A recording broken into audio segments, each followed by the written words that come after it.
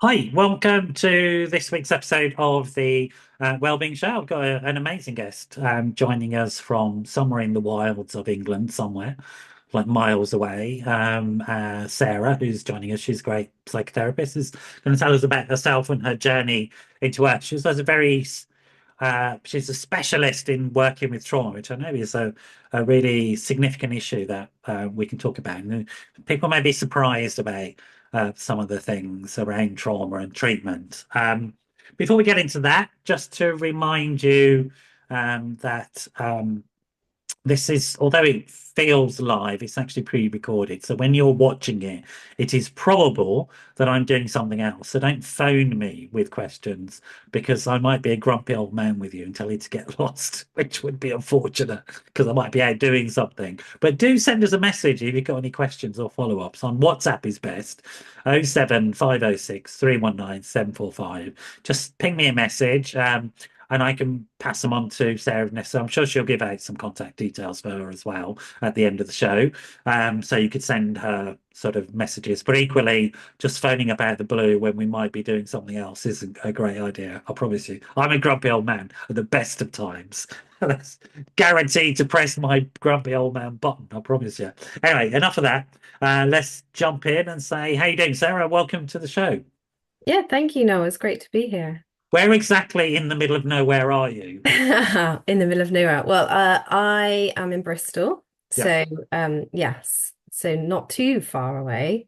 Right. But yeah, not in I've actually cycled to Bristol before. I love it actually. from London. Yeah, yeah. You can go the Avon and Kennet Canal most of the way, and there's a Mm. really nice cycle route all the way down. And I'm a Brummie originally, so I know the Wyre Valley Hmm. along the Welsh coast all the way down to Yeah, Bristol. So I've yeah, been down that several times. So yeah. yeah, great fan. And of course in Bristol you've got the Bore, which is this amazing. If people haven't seen the River Bore, it's incredible. It's spring, isn't it, when the spring tide comes in? Hmm. This giant wave goes up the Bristol Channel, and you Yeah. have people surfing it. Do you surf it, Sarah? No, no. Absolutely not. No, Do no, you I body can't surf swim. it? No, no, none of that. None of All that. right. So No. is Bristol where you were born and brought up then? Is that your Yeah. neck of the woods? Is that Yeah, your so I was born in Bristol, Okay. and I went to school in Bristol. I actually went to secondary school in Bath, and then my parents moved down to Dorset when I was about 17. So I finished college down there, and Yeah. then went off to uni, and then eventually made my way back to Bristol. Okay. So you're a Bristol gal. And are you English or Welsh, do you reckon? That's too Mhm. big. Or are you sort of more, is it Cornish or something that you would call yourself maybe? So I would say English. So actually my maiden name Like is Davis is Davis is very it's Welsh. very Welsh, isn't Very it? Welsh. Oh my Yeah. God, all the Davises. My stepfather's brother, I think, in law, where he was Welsh, he was a Davis. He'd be Mm. sort of turning in his grave now if he heard a Davis call themselves English. Yeah, You exactly. might And I start think World War Three there, mate. yeah, and I think they pronounce it like Davies That's rather right. than right. I think it's the English Bristolian that calls it Yeah, yeah, Davies. yeah, yeah. Yeah, so I am English, Yeah. So you or see yourself as as English. far as I know. Yeah. And Bath is beautiful, and so is Bristol. Tell us about what it was like in Bristol growing up, because it's a great centre for the arts. That's how I Hmm. identify with Bristol. Lots of really good music, and Yep. in particular, lots of really good live bands as Yeah, well. yeah. Yeah, definitely. It's very creative. There are lots of pockets of different kind of groups of people and Is very Banksy theoretically from yeah, Bristol as well? I think he is, isn't yes. it? Yeah. Whoever, maybe it's a she. I don't know. I don't know who Banksy is, but Yeah. Yeah, but whoever Banksy is, I believe, is from yeah, Bristol. yeah. Um, so yeah, Bristol, I love Bristol. I think it's really, really beautiful city. It's got lots of pockets of different people, different groups, very diverse, multicultural, very inclusive. Um, and I just really love that. Got a really good vibe. Yeah. Um, Bath, I love as well, but for different reasons. You know, I It's went very to different. I mean, Bath is it's beautiful. I mean, it is drop dead gorgeous, isn't it? I mean, it, absolutely. Yeah, Yeah, yeah. It's the architecture is just stunning. yeah. Because I But lived in Edinburgh, and the new town in Edinburgh is the same as Bath. It's the same architecture, and it's mm, stunk. I mean, but Bath beats it because it's built up on that hill. yeah, So it's like Gondor in Lord of yeah, the yeah, Rings. yeah, Like yeah, really strange, isn't it? You know? yeah. It is stunning, but Yeah, very different vibe. yeah, yeah. Yeah. And Bristol has some issues as well, like a lot of Hmm. cities, but it's got, for a small place, it has had, historically, I don't know if it still does, but it has had quite significant issues around drug misuse and stuff like that. So Yep, yep. was Lots of that misuse. prevalent when you were growing up? That was there? Yeah, yeah, that was there. I think it's probably more prevalent now Right. than it was when I was growing up, but it was certainly very accessible Yeah. um, and not too far away from any corner Yeah. of Bristol. Yeah. But I'd say also what has grown in terms of kind of antisocial behavior is knife crime. So knife crime Yeah. Right. is Okay. become a real big thing in Bristol. Yeah. We've seen that in London as well. Mhm. It's really, it's tragic, actually. Yeah. Yeah. Tragic. It's really interesting because Glasgow, of course, was well known for knife crime, and Mm. they largely managed it. And really interestingly, they managed it using, they modeled it as though it were an infectious disease, Mm. and they used a Interesting. public health approach, Yeah. which is really interesting way of thinking about it. But that's off the topic. Okay. Um, but you growing up, what was it like? Were you happy as a kid? Do you have siblings and stuff like that? Or Yeah, yeah. I've got so I'm the eldest. yeah, I've got a brother and a sister. great. And yeah, we're all really close. My parents still live in Dorset, so they're a bit further away now. But we've all kind of migrated back this way. Yeah, So yeah, I'm very close to my siblings. Growing up, yeah, I mean, my dad had his own business yeah, and ended up working away quite a lot. uh, So yeah, so I guess as the eldest, you kind of take on that responsibility of helping mum manage the other two. yeah, Um, but it was very much, I think what differs, because I've got children, and what differs from now to back then is that we had quite a lot of freedom. yeah, It was kind of like you come home from school, you get changed, you go off, and then you yeah. just That was eat me as well. when you're hungry. Absolutely. Yeah, yeah, So a lot of freedom. And yeah. So I think growing up definitely shaped who I am now. And it definitely, when you have your own children, it, sometimes is a catalyst to reflect on what it was like for you being parented yeah, and how do you want to be as a parent. yeah. And so it made me really think about the way that I wanted to raise my children that differed from the way that I was brought up. Right. And maybe we'll come to that a bit later on, Mm. but I think it is really interesting, and I sort of echo that similar types of experiences in my life as well, thinking about sort of, I mean, certainly myself and my brother, we were feral. We were Mhm. just Yeah, we yeah. were like running wild weeds. Yeah. Which I don't think you'd get away with these days, to be honest. I think there's a lot more pressure on parents to be very visible in the way that they are protecting their children. Hmm. Yeah. Yeah. And I've even found like my youngest daughter, who is 10, she's desperate to go to the park with her friends, and the park is literally a stone's throw from where we Is it? live. Right. And I would happily let her go, but she doesn't have anyone to go with because a lot of her friends are not allowed to do that. Yeah. And I think that we've created this society where parents are so fearful now Yeah. that, we restrict the kids doing the things that they naturally want to do, which is to go out and play. I think that's right. And we have an over exaggerated sense of stranger danger, which is Mm, just bizarre because, as you know, and definitely I know, that the risk for children is from their own families. It's not from strangers. yeah, yeah, I spent many absolutely. years working in social services, and that's Hmm. still true.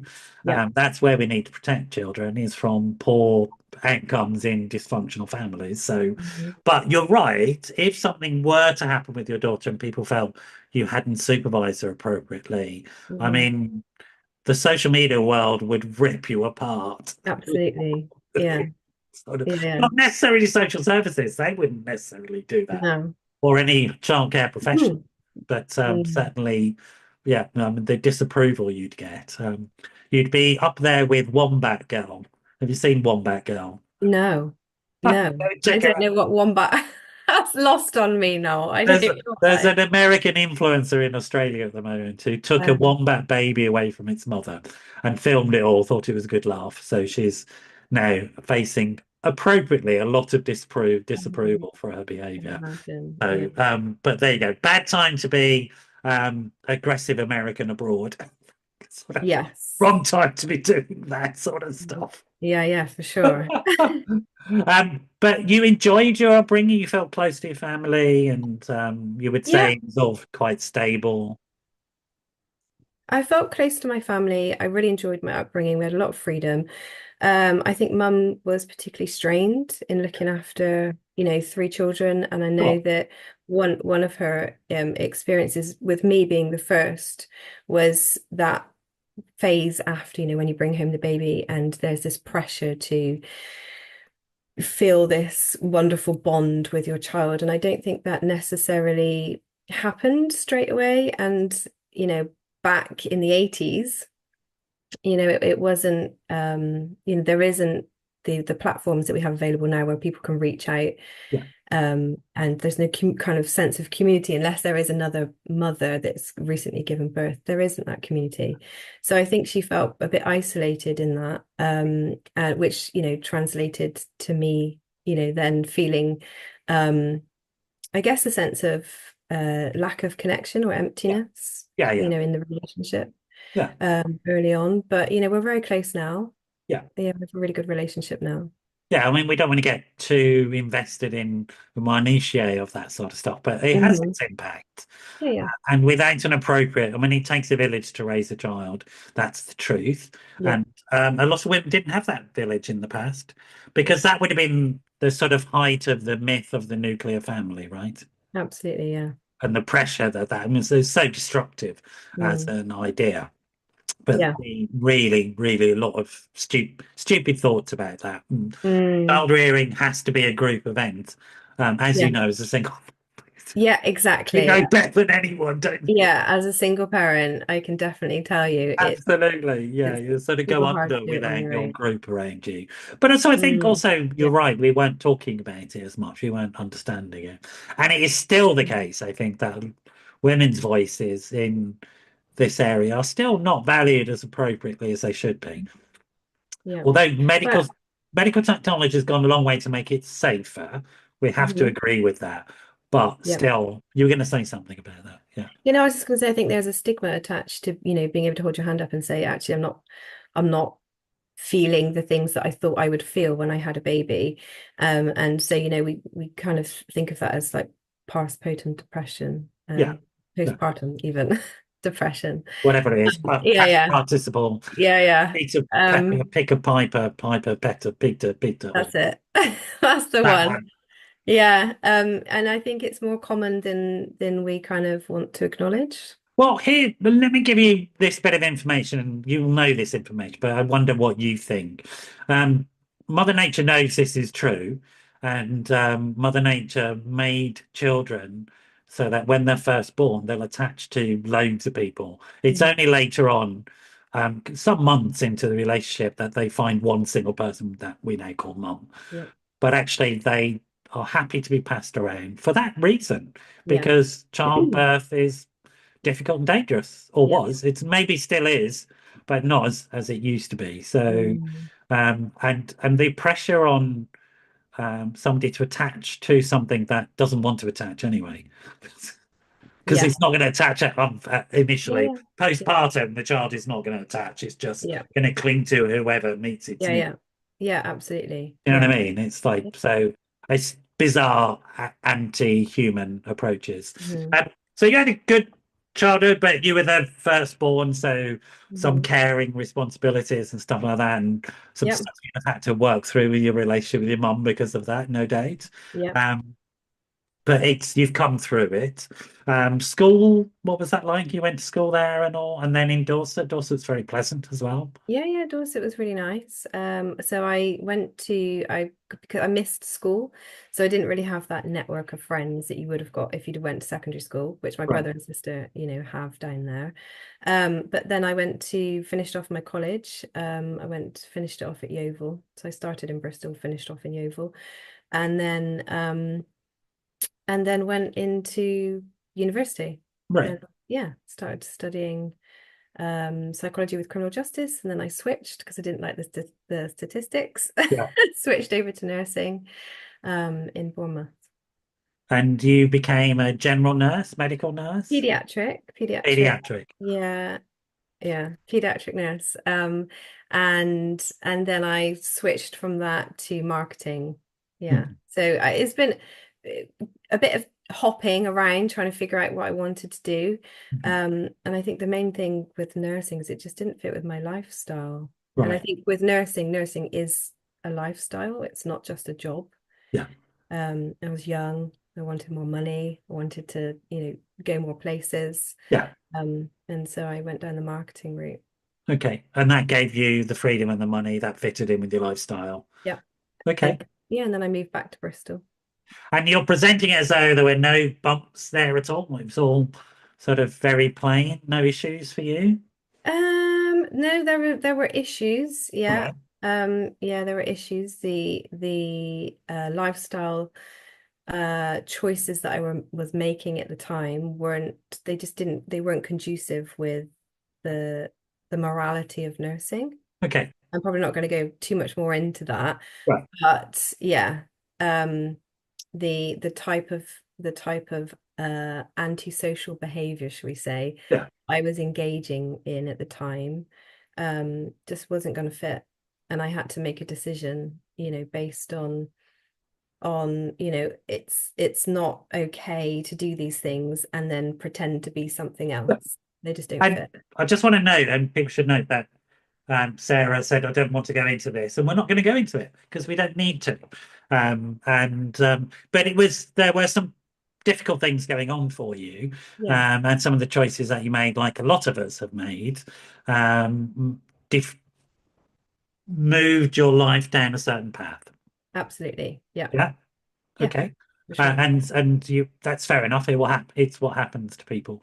Um, and then when did you then went into marketing, which gave a bit more money, a bit more freedom, maybe a bit more status as Mhm. well? Yeah. What was happening in terms of your personal life? Were you getting married or having kids or anything like that? So yeah, so I went into marketing. I went to night school and got my marketing qualifications Yeah. whilst working full time. And then I met my now ex-husband Yeah. when I was kind of in that role. And then we got married, had kids, and then got divorced about 3, 4 years ago now. Yeah, 4 years. Okay. And was he making similarly decisions that you were involved with? You were both making those types of decisions that were complicating life? What do you mean by that? The decisions, the antisocial stuff. Oh no. So when I moved back to Bristol, so one of the reasons of moving back to Bristol was I left all of that behind. Okay. So part of my decision to come back to Bristol was that I needed to just break free of the pockets of people, the communities I had kind of embedded myself with. Gotcha. And so moving back to Bristol gave me that new kind of Okay. reinvent yourself. Yeah. And you've had some wonderful outcomes from that marriage, which is your kids. Mhm. That's always a real gift. And but also maybe there were some other issues going on in the marriage which weren't so great. Yeah, absolutely. Yeah. I mean, essentially the marriage itself became very toxic and Okay. very and abusive. And so Are you the okay to talk about that? yeah, yeah, sure. And I just wanted to people, we're going to talk about intimate partner issues, Hmm. and some unfortunate intimate partner issues. And if you're in a situation now where this makes you think about your own relationship with your partner, if some of the stuff that we talk about triggers you and makes you think, oh, hang on, that's going on for me. I would urge you to go and get help, safe help, and speak to somebody about it, because the reality is that all of this stuff that we're going to talk about is dangerous and it's also illegal, folks. Mhm. It shouldn't be happening. There's no way that anybody should feel afraid of the person that says that they love you. It's just unacceptable, and it's also illegal. But be aware of talking to people, who professionals who know what they're talking about and can help you. But certainly don't stay in dangerous or toxic situations. What Mm. would you say about that advice, Sarah? Yeah, absolutely. And I think, sometimes it can take several attempts Yeah, to leave that, because the nature of the relationship, it becomes kind of trauma bond. yeah, And those type of relationships are very confusing, yeah, and they're very, very difficult to get out of. And so I think the other thing that I would say is, you might not do it, might not follow through the first time, but to just not be hard on yourself, yeah, and to just try and surround yourself with, people, because when you're in that environment, it can be very isolating, and you feel like you're on your own with it, and you can't talk to people about it, because the image that people get from your relationship is not the one that you experience. yes, yes, And so it's often like you just think people won't get it, or they won't understand. And that was my experience at the because I didn't go the first time that I tried to leave.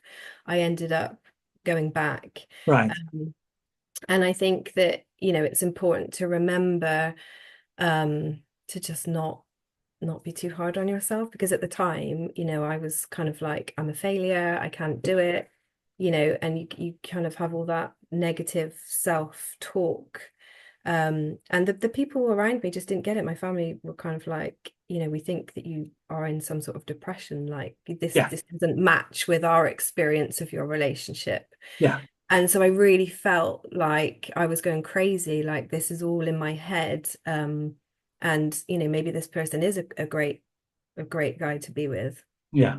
Um, So I guess people often quite can be, I don't think they mean to be judgmental, but they will often ask what I think of insensitive questions like, so why did you tolerate that? Why did you put up with it? As though the end of the relationship started like that.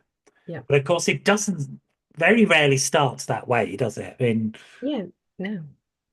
No, I mean, you don't get married to someone thinking that you're going to get divorced.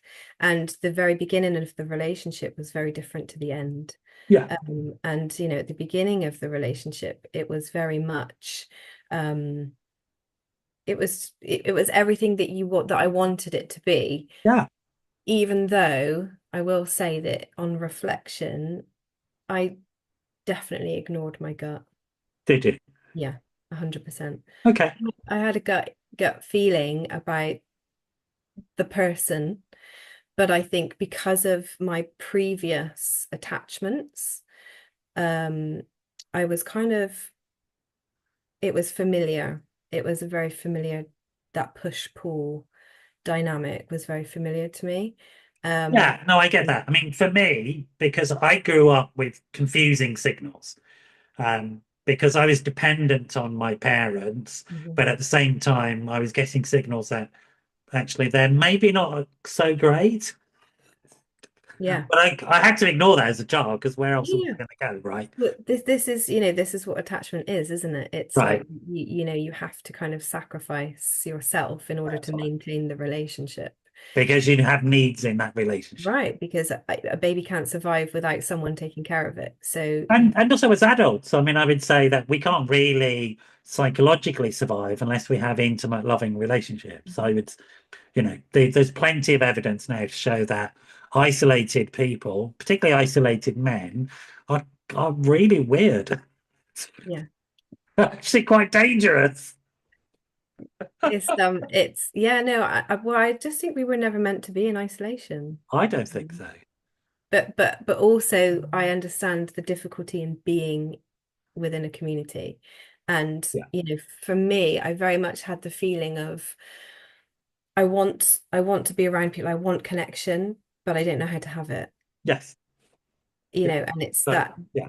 that discrepancy between like I want to be in a relationship, but now I'm in the relationship, it feels scary and I don't know how to have that. So Yeah. everything's superficial, everything's kind of like I keep it, avoidant attachment. You know, it's kind of like I'm going to keep you here, but don't go too far because I still want you around. You know. Yeah. And obviously, healthy attachment doesn't work that way Hmm. because learning that risk is okay is Yeah. an important thing to learn. We can't mitigate that stuff Yeah. living Absolutely. in a risk averse way. But you were in a very dangerous situation. Thankfully, you're out of it. Mhm. And you've been very compassionate with yourself and sent a very compassionate message. So, again, I would say to people, if you recognize some of this, and then do seek help. Mm. Yeah. And it's okay. But how long were you in that relationship for? So we were to get, I mean, the marriage itself was 12 years. So there's a bit of time before that. Yeah. And so yeah, so things for me didn't really start to change until I got pregnant with my first child. And then behavior started to change That's within. often when it does, isn't it? Sadly, it really, Mhm. it's that thing. I mean, behaviors do change with a pregnancy, full stop. Usually the behaviors change for the good, Yep. but definitely it changes your life Yeah, when yeah, a child comes along, and we're there to date. And absolutely. if your internal world is destroyed and destructive, that's often the time when that comes out, right? Yes. Yeah. And so yeah, a lot of the behavior started to change in the relationship. I became more and more isolated, more and more Yeah, dependent financially on my partner. Um and and I just really felt like I was on my own with the baby, with Ellie, my eldest. yeah. I was doing it solo. Um yeah. And And often families don't understand, they don't mhm, realize what's going on. yeah. Because often maybe you didn't understand really. Yeah. And it's a really difficult situation because you're vulnerable anyway because you've just given birth and even like for 2 years after I'd say that vulnerability is still Yeah, lingered around. yeah, yeah, And so the behaviors that you experience within the relationship, then you start to question, is it me? yeah. Am I, and a lot of We've got the those sayings, haven't we? Baby brain and mm, hormonal and crazy women, yeah, all yeah, that sort of stuff. Yeah, yeah. And so yeah, and then so my experience just, over time, I tolerate, it's kind of like that they feel big and then you get used to it. And so you tolerate it. And then something else will happen which feels really big. And then you tolerate it and you become used to it. And so then a lot of the relationship felt like I was managing, yeah, trying to manage and mitigate any kind of violent or aggressive behavior. yeah. Somehow And you became responsible for his behavior yeah, absolutely. rather than him You've done being this to me. Look responsible. what you've done to me. Look what you made me do. Those kind of sayings. And so after, over a period of time, that really does get in. Of course, of course. And so yes, and I would definitely say that the agencies out there that really, really supported me were Next Link. Okay. They were really, really great.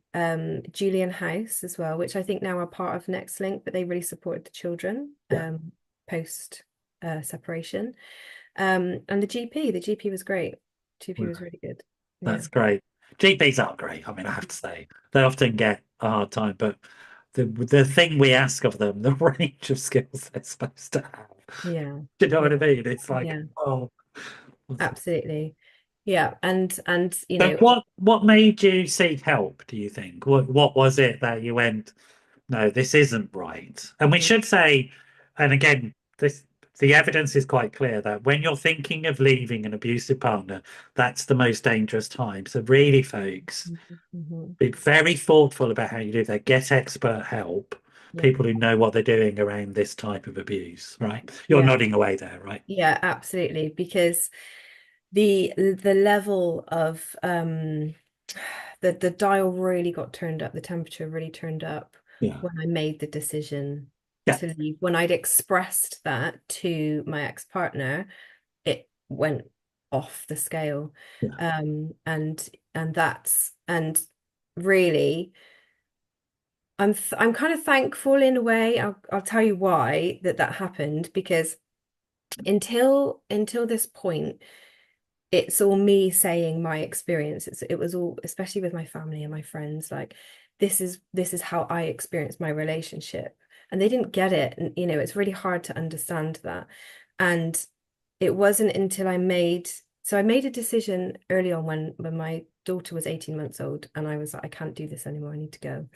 And I went up to my parents' house, and they were very much like, we just think you're a bit depressed, and he's he is a great guy, and and I don't blame them in any way for this, because no, this was no, their experience. yeah. But I very much felt like I had to go back. I had to go back into that relationship. And my nan, I'm very close to my nan. She's 93, Right. and she's of that era where it's like, women, you just put up and you shut up. And so she was very much like, whatever goes on, you've made your bed, you lie in it. Yeah. And I was like, okay, this is my burden to bear. I have to, I'm going to have to go back. And so I went back into that relationship. And then it wasn't until, quite a few years later, and I'd had my second child at that point, um, that I made what made the decision for me was that the attention turned from me onto my children. Right. And that was it. Mummy And bed. I was like, yeah, exactly. I was like, I have a decision to make here, because whilst I can tolerate this stuff being targeted at, me being the target, what I can't stand for is my children being subjected to that. You And okay while you're talking about this? Just want to, yeah, I'm okay. Yeah, yeah. I mean, it's, I've done a lot of my own work on it. of course. Um, but yeah, and it was just very much that my children were frightened, really, really scared I'm of sure they their were. Yeah. dad. As you And know, I grew up in a violent household. I Mhm. remember that fear. And but mostly it's interesting. I remember fear for my mum.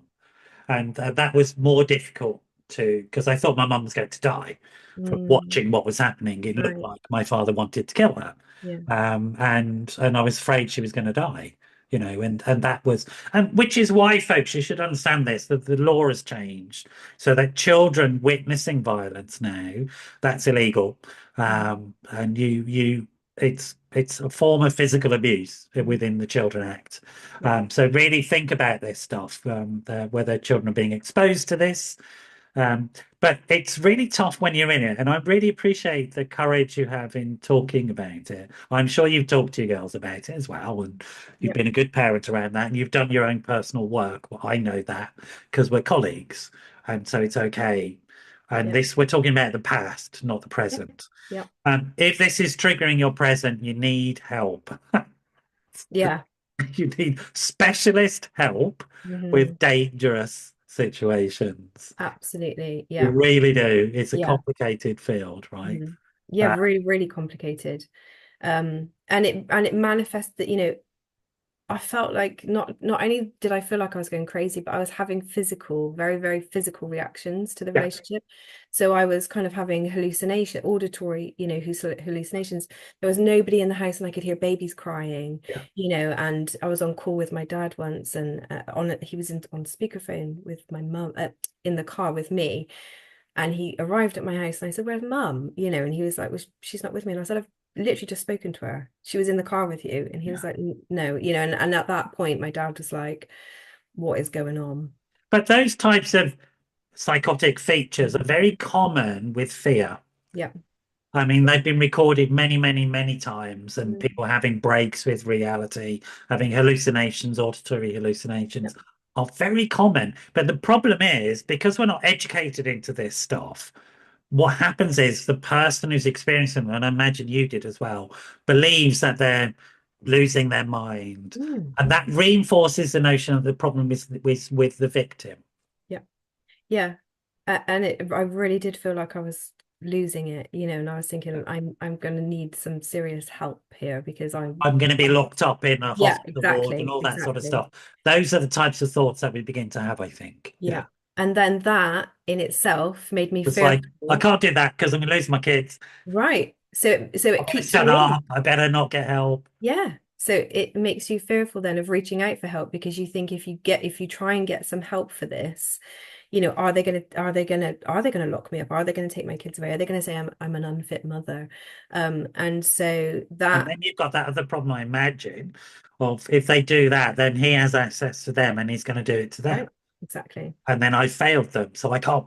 So there you are, chasing your tail. Yes, all the time. Um, Impossible. Impossible. and it wasn't until so I started getting lots of dizziness and I fell over once when I was holding one of the girls and I went to the GP because I thought I must have vertigo or something, and he's asked me lots of questions and he was like, I think, one of the things that he did was send me off for an MRI because he thought maybe I've got some sort of brain tumor. It's quite. Once all of that was ruled I've out. always had a brain tumor. Every time I look on Google, I've got a brain tumor. Mhm.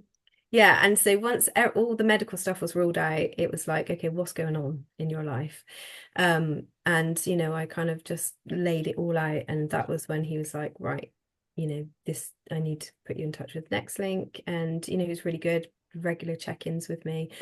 Um, And and when you go through that process of getting this sorted out, did anybody say to you, "You're a bad mother, you're a bad person, I'm going to take your kids away from you"? absolutely not. No, Right. but it What was did just they say to you, mate? yeah, they were just like, you're very brave, courageous, lots of compassion.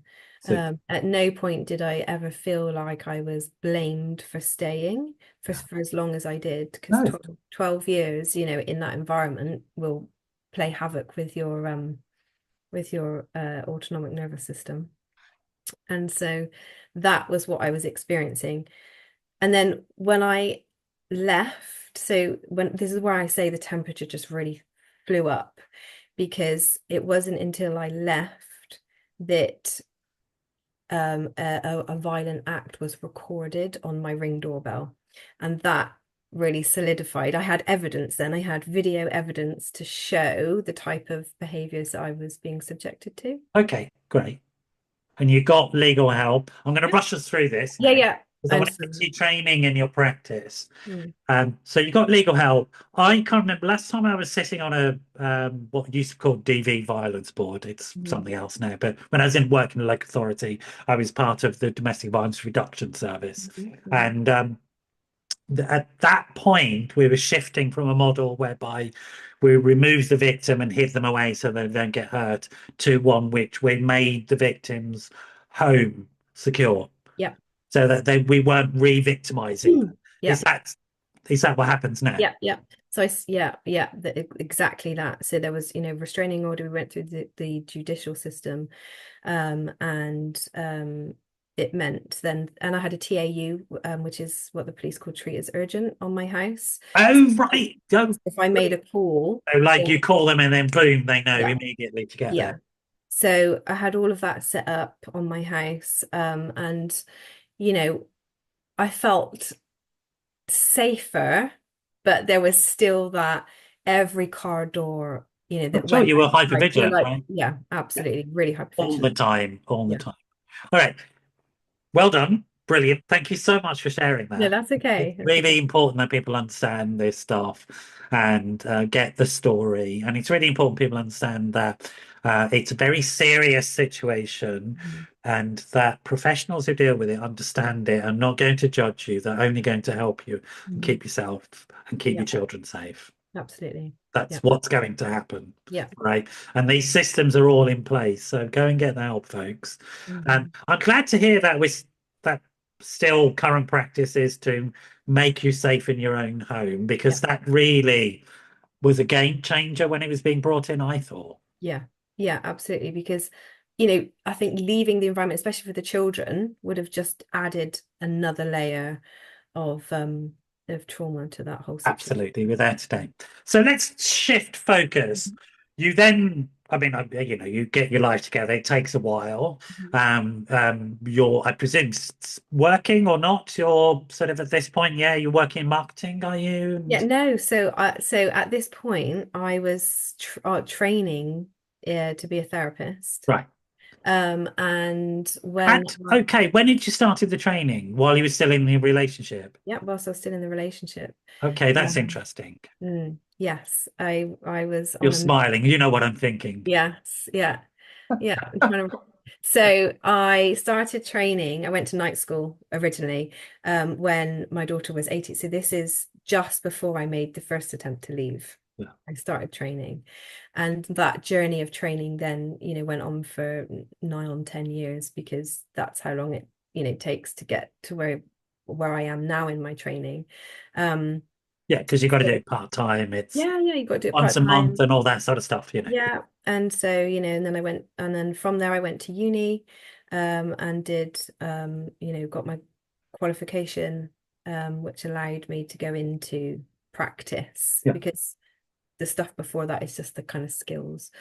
And then when I went into practice, I started working at a school with adolescents. But just let's come back to the personal bit of the story.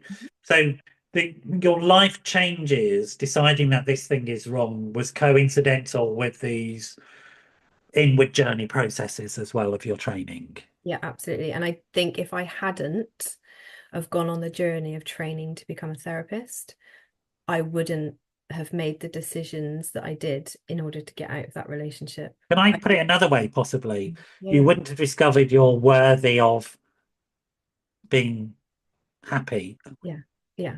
I needed to know really as well for my own sanity if this was okay or if this wasn't okay. Right. What I'm going through, is this normal or is this not normal? Am I crazy or am I not crazy? Yeah. And so yeah, For part you. of that, Good yeah, for you. was So that investment in yourself, you wanted to find out and all this sort of stuff, but that investment in yourself led to significant life changes. yeah, yeah. Great. That, I mean, which is really important, I think. And I guess you would agree with me that that is a story you know well, not just for yourself, but for other people. Yeah, yeah, absolutely. Going training as a therapist, it's unavoidable. You have to look at yourself. Yeah. And that's what I needed to I do. don't know if I've ever told you this, but when I was training, there was this weird requirement, which I get it, where you had to demonstrate growth or personal change in some way. Mhm. It was a part of the curriculum, part of the examination process. And there was somebody on my course who did brilliant on everything, but failed at that and Mm. had to go back and do it again because they hadn't Yeah, demonstrated sufficient personal change. yeah, And yeah, there's something interesting I think about that, about the challenge that personal change is. And if we as mental health professionals are going to be lecturing our clients and saying it's really important you change, if we haven't understood how difficult that can be, yeah, do you know, yeah, because it is complicated, isn't yeah, it? absolutely. Yeah. And I think, sometimes it's important for your clients to know that you've got real lived experience, and I don't often disclose to my clients, but you can get a sense in the relationship that someone knows what it's like to have been where you are. Yeah. And I think that's And important. just to say to, other people who are listening, maybe professionals, so Sarah and I talked about this a lot before we did the show. We know each other professionally, we're colleagues, and I know her practice, have a lot of respect for it. Not that she needs it, but I do. I'm just saying that.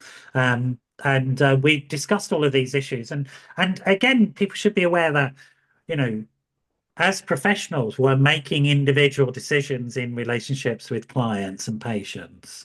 And sometimes we will share and sometimes we won't. But um, Sarah and I both feel that this subject is so important that it is important to share in this way Mm. and to give people hope, Yeah. that, And that's the main message, I think, is yeah, that, it no matter how dark it feels, because it does feel like the darkest place you could possibly be, of course. I'm evidence of the fact that you can get out and you can turn it around. Yeah. So also, one of the things I really admire about you, and we've talked about this a little bit, we're going to get into training and the impact of this stuff and then looking at trauma a bit more. But one thing I admire about you a lot is the fact that you've set up not only have you transformed your life, you got out of these lifelong patterns of some difficulties around attachment and choices around relationships and all this sort of stuff. You change all of that about yourself, as though that's not enough, Mhm. which it is, quite frankly. That's, Yeah. enough in and of its own right. But then you've gone on to do something unusual in our field, which is you've got a successful business as a therapist. Hmm. And Yes. that's it's unusual, because the two routes typically are you become a clinical psychologist and you work in the NHS, and then you go off to Harley Street or something like that, or you just stay in the NHS, Mhm.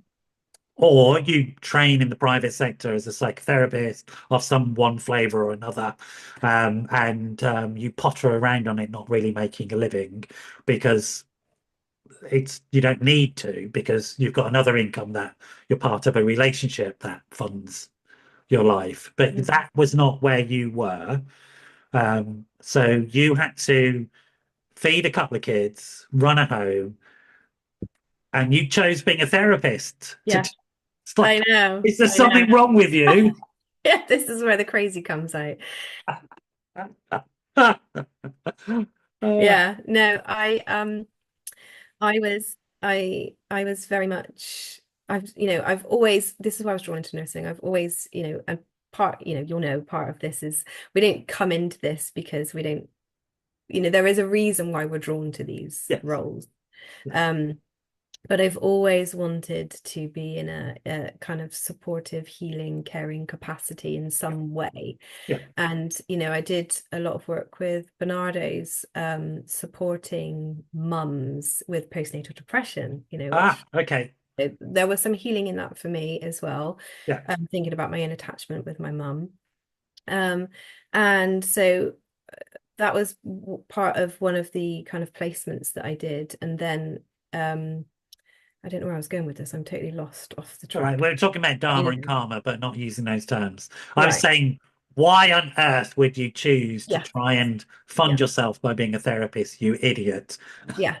Yeah.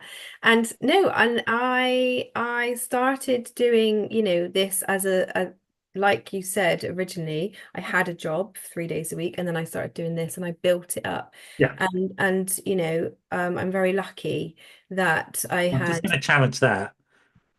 I mean, yeah, I'm sure luck is involved, but you yeah. prepped yourself and you worked very hard, right? Yeah, yeah, yeah. I know I did, and it was a slog, but I was going to say I'm lucky in the sense that the word got around, and I received most of my referrals on recommendation. Again, that's not luck, it's because you know what you're doing.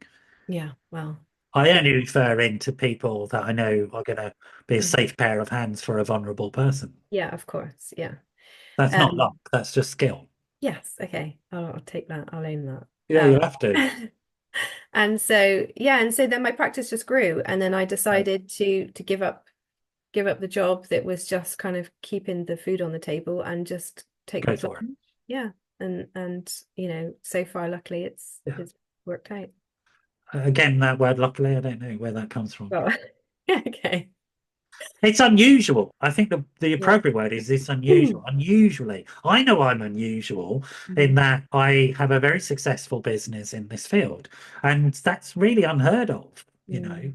Most people in this field, they go and join something or they inherit a building which is called a Mhm. rehab or something like Yeah, that. yeah. And do you know what I mean? It's like it's really strange. In the US, it's normal. Mm. In Yeah, Australia, it's normal, but it's not in the UK. In the UK, and I'm yeah. not going to go into the ins and outs of why. There are Yeah. structural reasons why, partly to do with we have the NHS, thankfully, Mhm. and so people think mental health services are funded, but they're not. Of course, we know they're not. Yeah. So, but nevertheless, we have that, and then the private sector here is very, very much dominated by a small number of big players, Yes. Yeah. No. and Bupa being one of them. Not a criticism, it's just the truth. Yeah. That's the way it is. And so to carve out a successful business is unusual. There's Hmm. no luck, though. It is unusual, Yeah. and it involves grit and hard work, in my experience. Yes, it does. It does, but I'm very passionate about it, and so Yeah, I think, you know, and I guess you have to be to make it work because if yeah, and slightly obsessed and stupid yeah, yeah, in my case. yeah, well, and then yeah, just the continuous training, you know, Yeah. and my um interest in trauma specifically. So let's talk Um, about trauma now that you brought it up, and then we're going to be coming to rounding up the conversation. yeah, So tell me what is trauma? It's like everybody's got trauma now, haven't they? yeah, it's a buzzword, right? Everybody, everyone's got trauma. But you know, in one way or another, it's hard to get through life without experiencing something that changes your inner landscape. Yeah. And essentially trauma is the impact of experiences. They don't have to be massive experiences. So You it's know, not the event itself, it's the impact the event has. right. Yeah, it's what it leaves behind, you Okay. know. So it's kind of thinking about the negative belief that you now carry about yourself. So how, when you think about that event, I guess this is kind of EMDR stuff, but when you think about the event, what do you believe about yourself now? You know, What does EMDR mean? You so said EM, EMDR, right? yeah, EMDR. Tell me So about that. eye movement desensitizing and reprocessing. Say that slowly so people can understand it. Sorry, so it's eye movement, desensitizing, and reprocessing. EMDR. Okay. Yeah, And I what on earth is that? to think then. That sounds like Um, something from Hamlet or something. Do you know what I mean? We yeah, three witches are.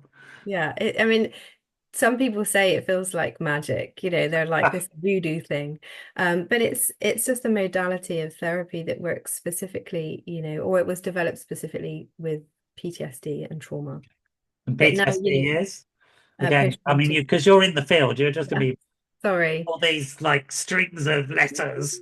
Like Yes, I forget. PTSD. Tell me what that is. Post-traumatic stress disorder. Which means, So that is the impact, so symptoms of PTSD, um, you know, range from hypervigilance, you yeah, know, um, pa panic attacks, intrusive, you know, really intrusive thoughts, not being flashbacks would be part of interest as well. flashbacks, yeah, Yeah. visual or emotional flashbacks. They don't always have to be visual. The shame attack when you're walking down the street, Yep. suddenly you're crippled by Yeah, yeah, shame and absolutely. I'm not quite sure why. Yeah, yeah, all of that. You know, it can disrupt your sleep. You know, there are so many kind of manifestations of PTSD, Yeah. but essentially it's the impact of a significant event. So would you say, and being slightly more technical, Mhm. because I guess a lot of people, say of my generation, think of it as like Rambo, post soldier, Yeah. and all that sort of stuff. And I guess that is a significant image within that. And Mhm. it actually, I think that film is brilliant. I love it. I love that from a therapy point of view as well. I think it was revolutionary, Yeah. actually, in the way it dealt with things. But is it necessarily like that? I mean, in terms of, do you have to have been on the battlefield? I guess not. No, absolutely not. No. Like No. this is, and I think this is where people get confused with trauma Right. because, you know, the trauma in the trauma world, which I think that they are going to change the language on, but at the moment, you know, we kind of describe trauma as a big T traumas and small T traumas. Okay. Big T's are like one-off events, you know, car accident, plane crash, you know, fire in the home, just one-off big incident, which you can have The then. Russians invading your country. Right. Yes. And then the small T traumas are kind of like more developmental traumas, attachment injuries, Okay. things that, you know, nigh on everyone will experience at some point.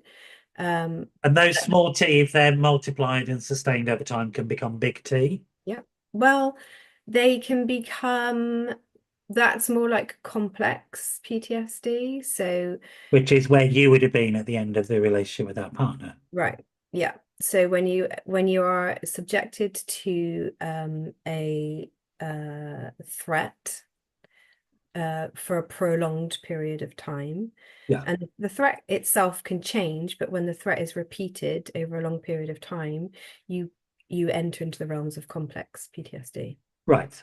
Sorry, I was getting messages through. One of them from It's okay. somebody you know. I'm being distracted. Uh, Okay. a fellow colleague, I should say, a person we all work Yeah.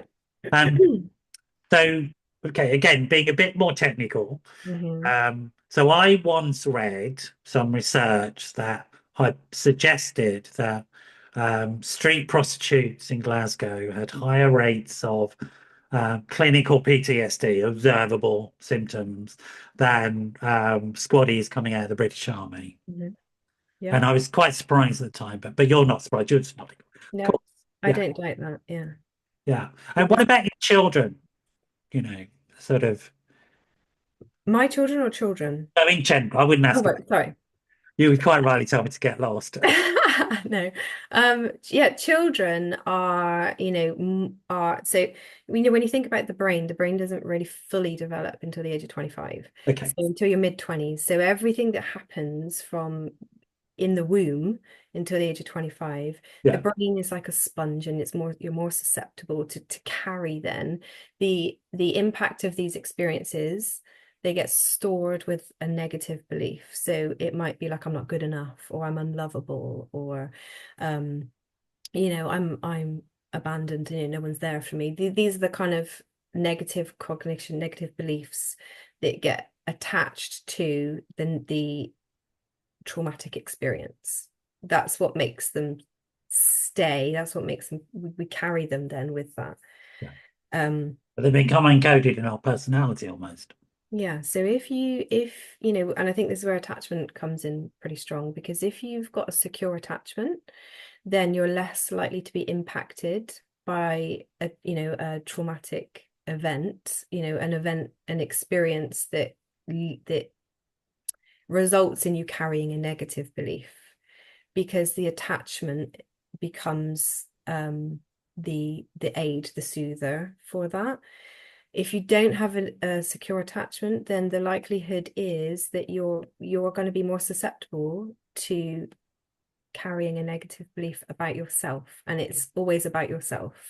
I remember there was an interview with a British Army commander who'd been the head of the British Army. It was in the early days of this research around PTSD.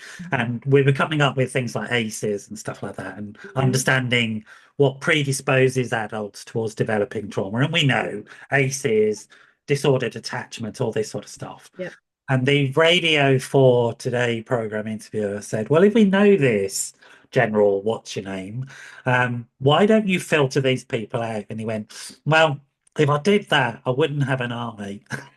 Yeah, right, exactly. It's the truth, right? It's really profound though, isn't it? Just that one It's the statement. truth. It's Yeah, really, which is but it's also about, and I guess I wonder what you think about this. We're going to come on to treatment and what services you provide shortly, but I wonder what you think about this. That, in my understanding, trauma has always been around. hmm Trauma responses, I should say, not trauma, but the way we respond as human social animals hmm is pretty much there. And so if we think about the classic image of PTSD in a male soldier, which is a very narrowly defined version of it, but let's just stick with that because there's an interesting story here, I think, which is in WW1, World War One, those guys were called cowards and shot. hmm And now we say they have PTSD. hmm It was exactly you. I've seen films of those guys who were shot. It was exactly the same behaviours. We know. We saw them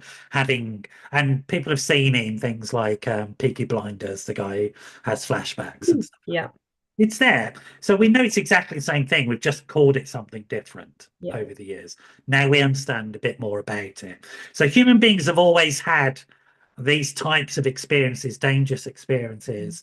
What's changed, do you think, for us that now we are, I guess, more aware of it, but it seems in some ways a bit more prevalent?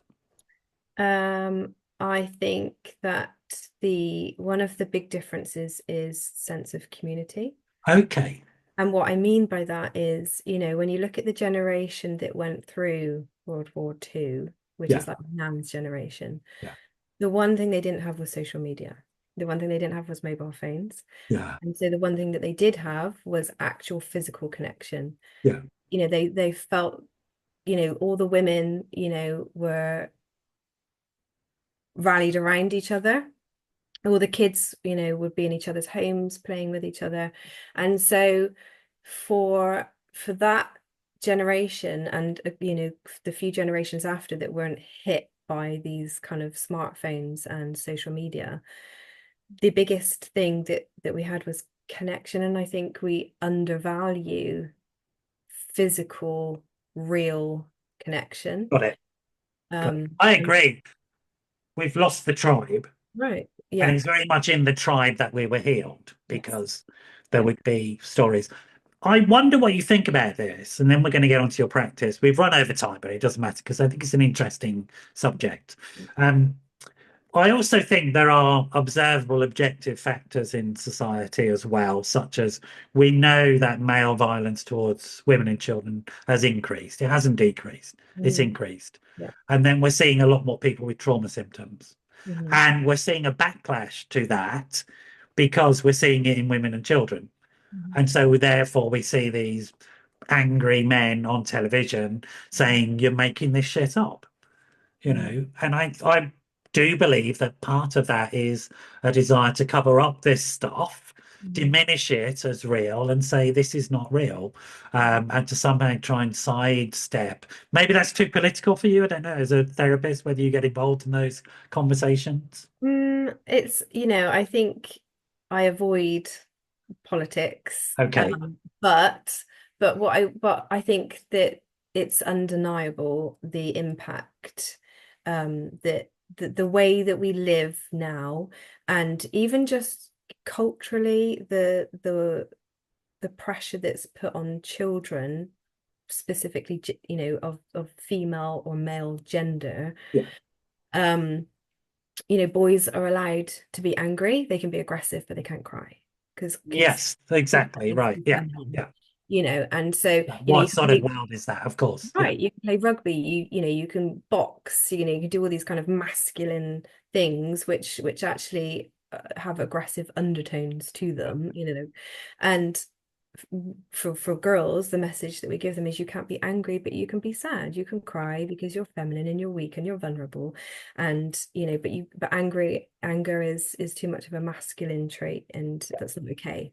No. And so you find a lot of dads that don't know how to tolerate anger in girls, and and also the crying, you find women are more able to sit with tears than than adult men because they weren't allowed to do it. So how can they sit with someone else? Yeah.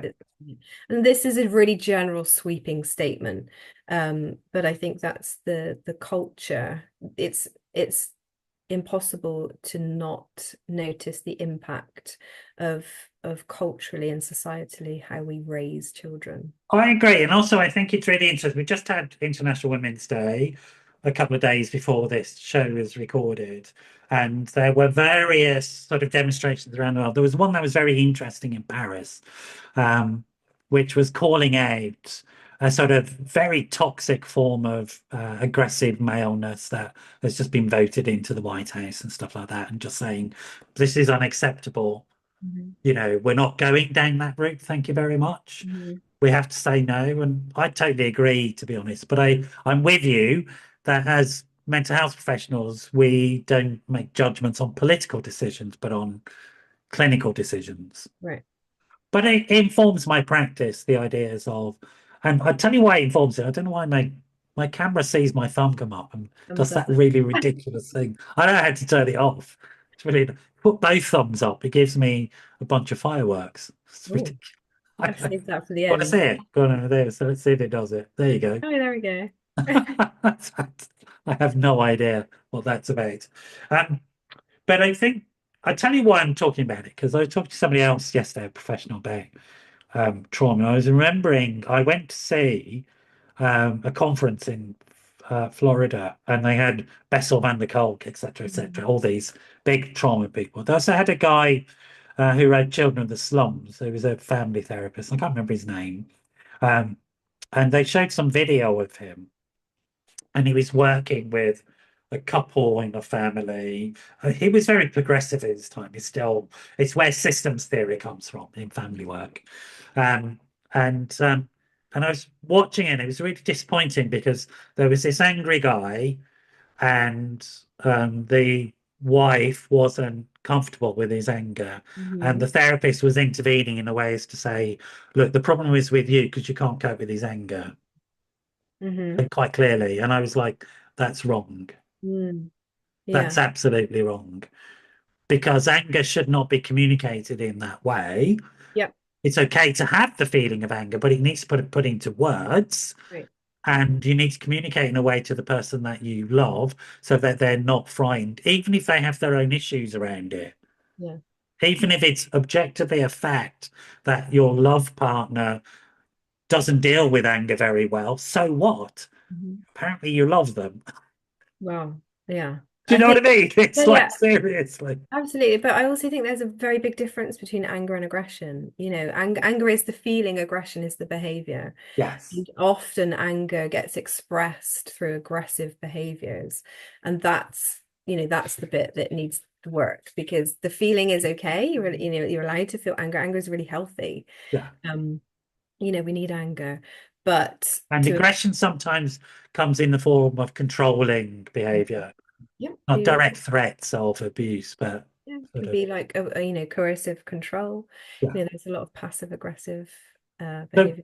when somebody has these trauma symptoms of functioning, I call it trauma functioning, Yep. is that it? Are they doomed forever to horrible life, or is there Mm. something we can do that will help them? No, absolutely not. And from someone who had all of those symptoms, you don't. It's not. Yeah, you seem all right It's to me, so this is not your some hope. forever. Yeah, and I think, I mean, as therapists, we know the journey is long and it's kind of ongoing. Yeah, Um, but for sure, so EMDR definitely is a really, really powerful modality of therapy. yeah, It gets very, you go very deep very quickly. I guess the impact of that is that, it can leave the client feeling quite exhausted. yeah, And then for a few days after, it can bring to the surface, you're a little bit more vulnerable, I guess, yeah, to yeah. a bit more But susceptible. that's often a sign of health, isn't it? Yeah, you. Because one of the things about trauma functioning is you try and hide the vulnerability, and vulnerability is part of life, right? Yeah, yeah. But there's a lot of power in vulnerability, but we're really frightened of it. We're Yeah, scared. yeah, And so I think a lot of the therapeutic work is about showing that that vulnerability is okay, and the therapeutic relationship really fosters that. yeah, This is a safe place for you to be vulnerable, and there's a lot of modeling that goes on in the therapeutic relationship. Like the therapist, this is how I work anyway. That I'm trying to model to my clients. This is okay. This is a safe place for you to try this out, yes. and when it goes well, you can take that out into the wider world. Okay. And that, I guess, is also backed up by evidence, isn't it, about growth, personality growth in the frontal lobes. Mhm. So, particularly if a therapist has been through something and has developed a healthy personality around that thing, they have the mirror neuron capacity Yep. to be able to hold that with a patient. Mirror neuron just being our bits of our brain literally copy the bits of somebody else's brain. Yep. That's it, you know, Yep. and learns from it. And Yep. so our brain, it's a bit like, it's the same, I think of it as the same way that when mother and child are bonding during those first 2 years, we know that that process of um, growth in the frontal lobes Mhm. is because of these hormonal things that are taking place, Yep. right? And so aspects of personality are forming that if we don't do that, wouldn't form, Mhm. allowing us to deal with these uncomfortable feelings of vulnerability and Yep. being afraid. So EMDR is one. What else would you suggest to people in terms of sort of treatments and support for around trauma functioning? Yeah, I mean, I think that, I mean, for me, what I've in my own personal journey, Yeah, the EMDR I find to be absolutely profound Yeah, in reprocessing specific events. yeah. But what I also, from in my own personal journey, that I find, particularly healing, um, is internal family systems, Okay. which isn't it isn't one of the more kind of EMDR is very evidence-based, like CBT. Yeah, Internal family systems in this country is kind of a bit of a new wave thing, but it's been around for a long time, and in America yeah. especially. Um, but that for me was a game changer. Right. And that does what? What's involved in that? So with internal family systems, you're very much looking, so it's parts work. So you speak in parts. So there is a part of me that feels Yeah. X. There Well, was we all tend to talk about ourselves in that way, don't we? Right, yeah, there was a part of me that feels particularly angry, but there's also a part of me that's really sad. So it's just using that kind of terminology. But essentially we all have what Richard Schwartz, who developed the modality, calls a self. And that's like our core. It's the qualities that we cannot be damaged. They're very young and playful kind of qualities, compassion and playfulness, curiosity, um and because That's of sort of the backed up by evidence. I mean, in terms of newborn children, they smile, they grasp, they suckle. They're always investigating because that's a good survival strategy. yeah. And then essentially the experiences that we have in our life sometimes force these parts of us Yeah. into roles that aren't necessarily natural to them, but are protective. So, for example, if you sustained an attachment injury or developmental trauma, there might be a part of you that steps in to be really protective. So a manager might be a part of you that tries to control everything. It's Yeah. like really driven. It needs to be controlled, it needs to know where everything is, manages your kind of daily life. Yeah. Um, and ultimately, these protectors are in these roles. They're there by design to stop the system being overwhelmed by the wound of the younger part, which we call exiles. Okay. Yeah.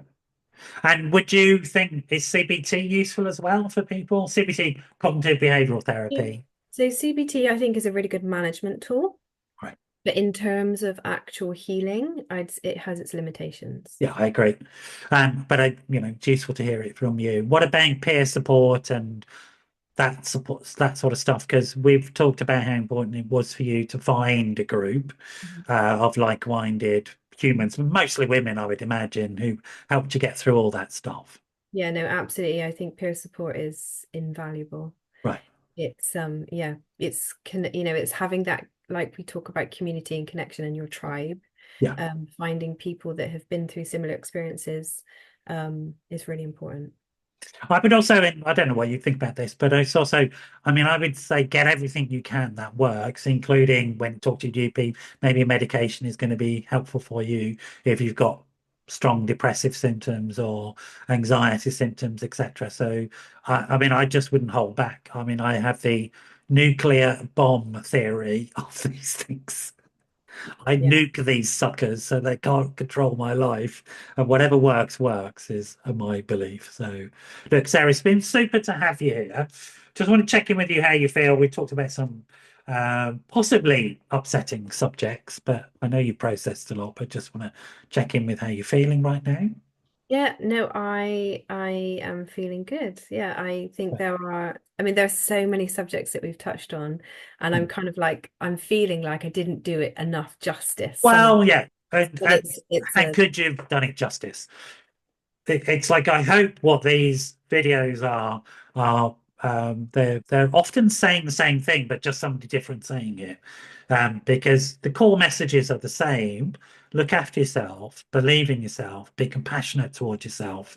If you do these things, then you are much more functional in the world.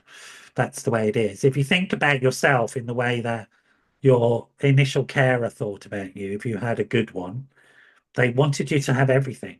Mm. They wanted you to flourish. And we need to learn that about ourselves as adults. And Yeah. then we're much more functioning, and we can do the same for other people. How do people get hold of you, Sarah, if they want to get hold of you? So the name of my practice is the Rosemary practice. Okay. Does that So have a significance, that word? so yeah, so my eldest daughter's middle name is Rose and my Oh, youngest daughter's middle name is May. okay. There you So go. the Rosemary practice Brilliant. in yeah, pursuit The of. rosemarypractice.com. Yep, .com is my website. On Instagram, you can find me, the Rosemary Practice. Yeah, Um, and Facebook. Yeah, I think brilliant. Great. um, And we'll try and put some links in there. yeah, You offer what, one-to-one group yeah. supervision? So I offer one-to-one therapy, couples, and all of these are from a range of modalities, but all the information's on the website. So I do run groups, and a lot of that is like, the people who've been through similar experiences. So it might be like a bereavement group or survivors of domestic violence, which is again thinking about that peer support as well. Yeah, Um, and I go into schools sometimes and deliver talks, just trauma informed, 'cause some schools are trying to become trauma informed. Yeah. super. Look, really such a pleasure. Like you said, we've touched upon a lot of subjects, and it'd be certainly worth revisiting some of them and going into some more depth.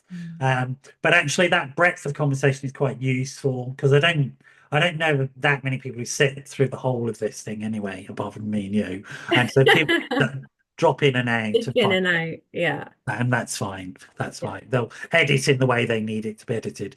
You stay there for now. Thanks for joining us. I hope you found that useful and insightful. Do get hold of Sarah if you want some services from her. I know the quality of her work, so I can personally, professionally vouch for it. And sort of a very experienced and serious practitioner. Really good to have you all here. You stay there for now, Sarah, as I say goodbye to everybody, and then I'll see you all at the next show. So goodbye for now.